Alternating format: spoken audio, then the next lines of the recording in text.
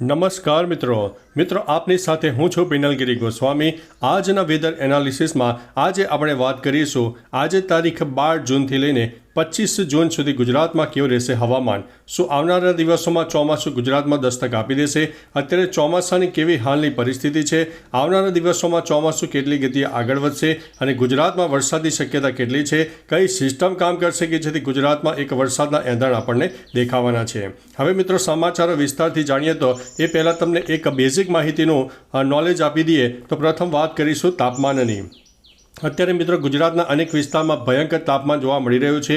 મિત્રો તાપમાન થોડું વધારે નથી, પરંતુ જે હવામાં જે ભેજનું પ્રમાણ છે, ભેજ અને જે ગરમી છે તેના લીધે થઈને આપણને બફારાનો અહેસાસ વધુ થઈ રહ્યો છે। મિત્રો તાપમાનની વાત કરીએ તો આજે ગુજરાતમાં 35થી લઈને 41 ડિગ્રી સુધી મહત્તમ તાપમાન જોવા મળી શકે છે। બીજી તરફ મિત્રો ભેજની વાત કરીએ તો ભેજનું પ્રમાણ 70થી લઈને 80% સુધી આપણને જોવા મળે। એટલે એક તરફ ભેજ અને એક તરફ ગરમીના કારણે આપણને જોરદાર બફારાનો અહેસાસ થશે અને જેને શારીરિક તકલીફો છે તેમને વધુ પણ ગભરામણ થાય તેવી શક્યતા છે। હવે મિત્રો અગત્યની વાત કરીએ તો પવનની। અત્યારે જ્યારે ગુજરાતમાં બપોર દરમિયાન પવનનું પ્રમાણ ઓછું હોય છે, પરંતુ મોડી રાત્રે અને વહેલી સવારે સામાન્ય કરતાં વધુ પવન પણ જોવા મળતો હોય છે। ત્યારે પવનની વાત કરીએ તો 30થી લઈને 45 કિલોમીટર પ્રતિ કલાકની ઝડપે આવનારા 10 દિવસમાં ગુજરાતમાં પવન જોવા મળે તેવી શક્યતા છે। આ જે પવનનું પ્રમાણ છે, એવરેજ પવનનું પ્રમાણ છે, ગુજરાતના અન્ય વિસ્તારો એટલે કે કચ્છ હોય, ઉપરાંત ઉત્તર ગુજરાત હોય અને મધ્ય ગુજરાતના પણ અનેક ભાગોમાં 15થી લઈને 35 કિલોમીટર પ્રતિ કલાકની ઝડપે પવન પણ ફૂંકાઈ શકે છે। મિત્રો મહત્વનું છે કે મોડી રાત્રે અને વહેલી સવારે સામાન્ય પવનને કારણે આપણને થોડો ગરમીમાં રાહત પણ થઈ શકે છે, પરંતુ દિવસ દરમિયાન જોરદાર બફારાનો અહેસાસ પણ થવાનો છે। બીજી તરફ મિત્રો ચોમાસાની વાત કરીએ તો અત્યારે ચોમાસાનો અગત્યનો અહેવાલ આવી રહ્યો છે।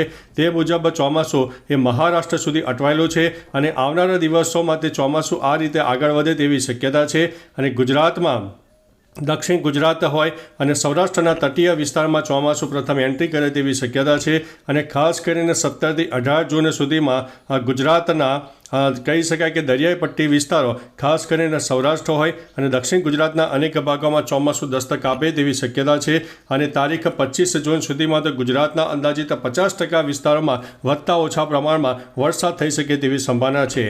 સૌપ્રથમ મિત્રો અસર થશે સૌરાષ્ટ્ર, દક્ષિણ ગુજરાત અને મધ્ય ગુજરાતના પણ અનેક ભાગોમાં આગામી 10 દિવસમાં જોરદાર વરસાદ પડે તેવી શક્યતા છે। હવે મિત્રો તમને તારીખ પ્રમાણે અહેવાલ આપતા જઈએ તો આજે મિત્રો તારીખ થઈ ગઈ છે 12મી જૂન। તો આજે 12મી જૂનના રોજ મહારાષ્ટ્રથી લઈને કેરળ સુધી એક વરસાદની ટફ રેખા સર્જાઈ છે, જેના ભાગરૂપે થઈને કહી શકાય કે દક્ષિણ ભારતનો જે વિસ્તાર છે એમાં વરસાદની શક્યતા ધીમે ધીમે વધવાની છે અને આવનારા દિવસોમાં આ જે સિસ્ટમ છે એ લો પ્રેશરમાં તબદીલ થાય તેવી પણ શક્યતા છે અને લો પ્રેશર સિસ્ટમ બનવાને કારણે તેનો ઘેરાવો પણ મોટો રહેશે અને આ જે લો પ્રેશર સિસ્ટમ છે ધીમે ધીમે આગળ વધવાની છે અને ગુજરાતના દક્ષિણ ગુજરાત હોય, સૌરાષ્ટ્ર, મધ્ય ગુજરાત ઉપરાંત મધ્યપ્રદેશને પણ આ સિસ્ટમ અસર કરશે અને આવનારા દિવસોમાં જોરદાર વરસાદ પણ પડી શકે છે। હવે મિત્રો તે જ પ્રમાણે 13મી તારીખની વાત કરીએ તો 13મી તારીખે પણ તમે જોઈ શકો છો કે એ સિસ્ટમ ધીમે ધીમે આગળ વધી રહી છે અને તે ગુજરાત અને મધ્યપ્રદેશના અનેક વિસ્તારો ઉપરાંત દક્ષિણ ભારતના પણ અનેક વિસ્તારોમાં તે અસર કરવાની છે। હવે મિત્રો 14મી તારીખનું સેટેલાઇટ ઇમેજ જોઈ લઈએ તો 14મી તારીખે પણ તમે જોઈ શકો છો એ સિસ્ટમ ધીમે ધીમે આગળ વધે છે અને મધ્ય ગુજરાત હોય, દક્ષિણ ગુજરાત અને સૌરાષ્ટ્રના તટીય વિસ્તારમાં એક વરસાદ આપણને જોવા મળશે। મિત્રો આ એક સેટેલાઇટ બેઝનું માધ્યમ છે જેના આધારે તમે અંદાજ પણ લગાવી શકો છો। ત્યારબાદ મિત્રો 15 જૂનની વાત કરીએ તો 15 જૂને તો તમે જોઈ શકો કે ગુજરાતના અંદાજિત 20થી 30% વિસ્તારોને આ સિસ્ટમ આવરી લેશે। ઉપરાંત દક્ષિણ ગુજરાતથી કેરળ સુધી એક વરસાદની ટફ રેખા સર્જાશે, જેના ભાગરૂપે થઈને દક્ષિણ ભારત સહિત મધ્ય ભારતના પણ અનેક ભાગોમાં વરસાદની શક્યતા રહેલી છે। ત્યારબાદ મિત્રો 16 તારીખથી ધીમે ધીમે વરસાદનું પણ પ્રમાણ વધવાનું છે અને ગુજરાતના અંદાજિત 50થી 60% વિસ્તારોને આ સિસ્ટમ આવરી લેશે। ઉપરાંત દક્ષિણ ભારત અને મધ્ય ભારતમાં પણ આ સિસ્ટમની અસર જોવા મળશે। મિત્રો મહત્વનું છે કે 16 તારીખથી આ સિસ્ટમમાં નોંધપાત્ર વધારો થશે, અનેક વિસ્તારમાં ગાજવીજ સાથે જોરદાર વરસાદ થાય। મિત્રો 17 તારીખથી કચ્છ હોય, ઉત્તર ગુજરાત, મધ્ય ગુજરાત, દક્ષિણ ગુજરાત અને સૌરાષ્ટ્રના મોટાભાગના વિસ્તારોને આ સિસ્ટમ આવરી લેશે, જેમાં દક્ષિણ ભારત સહિત મધ્ય ભારતને પણ અસર કરશે અને તેના લીધે થઈને ગુજરાતમાં ધીમે ધીમે વરસાદની શક્યતા રહેલી છે.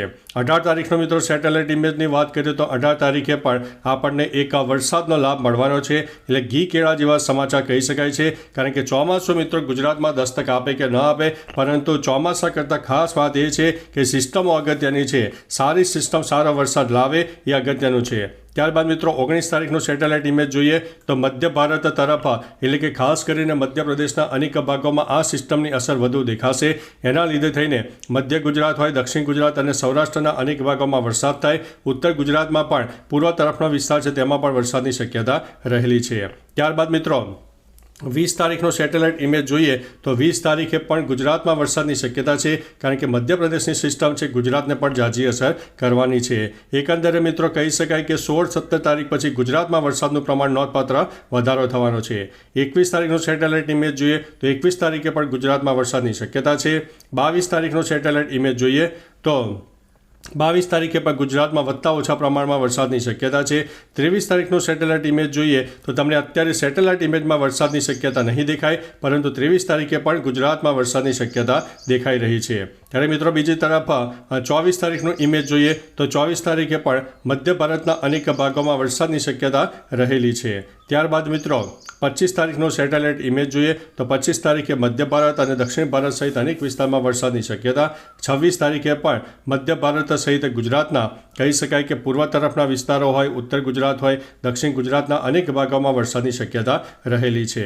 તો મિત્રો આ હતું સેટેલાઇટ ઇમેજ, જેના માધ્યમથી તમે જાણી શક્યા છો કે ગુજરાતમાં વરસાદની શક્યતા કેટલી રહેલી છે. હવે મિત્રો એક રેન બેઝ ફોર્મેશનના માધ્યમથી તમે જોઈ શકો છો, જેમાં તારીખ 12 તારીખથી જ આપણે કહી શકાય કે રનિંગમાં આપણે જોઈશું કે કઈ કઈ સિસ્ટમો કામ કરનારી છે. તો તમે જોઈ શકો છો કે જે લો પ્રેશર સિસ્ટમ છે એ ધીમે ધીમે આગળ વધવાનું છે, અને તેના લીધે થઈને દક્ષિણ ભારત હોય, ઉપરાંત મધ્ય ભારત અને પશ્ચિમ ભારતના વિસ્તારો, ખાસ કરીને ગુજરાતને પણ આ સિસ્ટમની અસર આપણને જોવા મળનારી છે. મિત્રો આગામી 24 કલાક થોડો વરસાદની શક્યતા થોડી ઘણી ઓછી લાગશે, પરંતુ તારીખ 14 તારીખથી આ જે સિસ્ટમ છે એ પોતાનું રૌદ્ર સ્વરૂપ ધારણ કરે તેવી સંભાવના છે.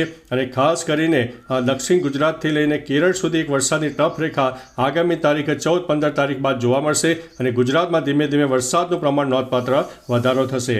મિત્રો મહત્વનું છે, એક તરફ ભેજના કારણે, બીજી તરફ ગરમીના કારણે અત્યારે લો ક્લાઉડ ફોર્મેશન પણ વધુ બનશે, જેના લીધે થઈને ગુજરાતમાં આગામી 10 દિવસમાં જોરદાર વરસાદની શક્યતા છે, અને સારામાં સારો વરસાદ આપણને 25 જૂન પહેલાં પણ મળી જાય તેવી સંભાવના છે. મિત્રો મહત્વનું છે કે તમે જોઈ શકો છો એ પ્રમાણે તારીખ 16 તારીખથી જ આ સિસ્ટમની અસર ગુજરાતને પણ થવાની છે, અને છેક કચ્છ સુધી આ સિસ્ટમની અસર આપણને જોવા મળી શકે છે. મિત્રો મહત્વનું છે કે 16-17 તારીખથી બાદ વરસાદની સિસ્ટમમાં વધારો થશે, જેમાં ખાસ કરીને તમે જોઈ શકો છો કે દક્ષિણ ભારતના તટીય વિસ્તારોમાં આ સિસ્ટમની અસર જોવા મળશે. અરબી સમુદ્રનો ભેજ હોય, ઉપરાંત બંગાળની ખાડીનો પણ ભેજ ગુજરાત, મધ્યપ્રદેશ ઉપરાંત દક્ષિણ ભારતના પણ અનેક ભાગોમાં જોવા મળે તેવી સંભાવના છે. મિત્રો તમે જોઈ શકો છો કે 18 તારીખે પણ ગુજરાતમાં વધતા ઓછા પ્રમાણમાં વરસાદની શક્યતા નોંધાઈ શકે છે.